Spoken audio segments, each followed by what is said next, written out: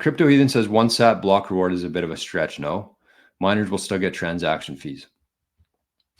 Yeah, so the 1 sat block, it's not really the block reward. It is. No, it's the subsidy. So the 1 sat would be the block subsidy.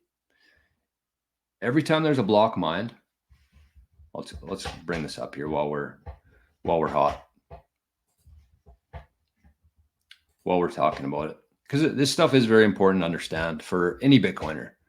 But if you go to mempool.space, if you click into one of these blocks here, this is block 845,789. This was the last block that was mined. And you can see here that there's a subsidy and fees. So with every block that's mined, the miner who mined that block, I feel like I'm saying mine a whole bunch here, but the miner who mined that block gets the subsidy plus the fees. So in this case, the subsidy is 3.125 Bitcoin every new block that's mined. That's what the miner gets, regardless of what else they do. But then they also get the transaction fees. So in this case, the total transaction fees for this block were 40 million sats, or $27,000. So the miner gets the subsidy plus the fees. So in 100 years from now, this subsidy here is going to be 1 sat. 1 sat.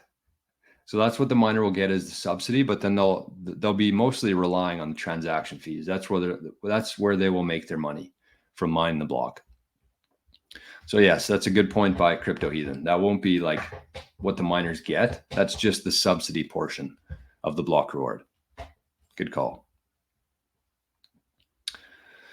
Just a quick point here from the plunger. I see at the bottom, the plunger. What a great name.